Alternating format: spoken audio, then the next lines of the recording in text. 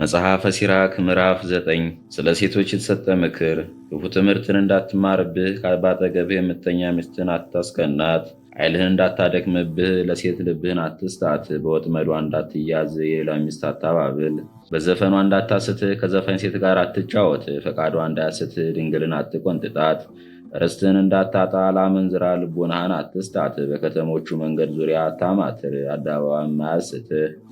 ከመልከ መልካም ሴት ዓይንህን መልስ፣ የሌላ ሚስትም ደምግባትም አያስጎምጅህ። በሴት ደምግባት የሳቱ ሰዎች ብዙዎች ናቸውና፣ ስለዚህ ነገር ፍቅሯ እንደ እሳት ይነድዳል። ከጎልማሳ ሚስት ጋር አትቀመጥ፣ ልቦናህን ወደ እርሷ እንዳትወስድ፣ ሰውነትህንም በሞት እንዳታስነካክል። በመጠጥ ጊዜ ከእርሷ ጋር አትቀመጥ፣ ድንገተኛ ወዳጅ እንደ እርሱ አይሆንህምና። የቀድሞ ወዳጅህን አትተወው፣ አዲስ ወዳጅ ጉሽ ጠጅ ነው። ቢከርም ግን ደስ ብሎ ትጠጣዋለህ። እንደሚጠፋ አታውቅምና፣ የኃጥአን ብልጽግናቸው አያስቀናህ፣ የክፎች ሰዎችም ተድላቸው አያስጎምጅህ። እስኪሞቱም ድረስ እንደማይከበሩ አስብ። በሞት ከሚቀጡ መኳንንት ፈጽመህ ራቅ። ሰውነትን እንዳታጠፋ የሞት ጥርጥር አያገኝህ። ነገር ግን በወጥመድ መካከል እንደምትሄድ በገደልም መካከል እንደምትመላለስ እወቅ።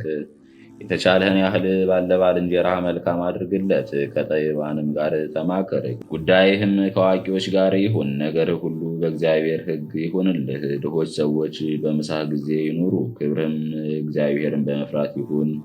ስራው በብልሃተኛው እጅ ይከናወናል፣ የአሕዛብንም አለቃ በቃሉ ጥበብ ያመሰግኑታል። ተናጋሪ ሰው በከተማው አስፈሪ ነው፣ ከቃሉም የተነሳ ፈጽሞ ይጠላል።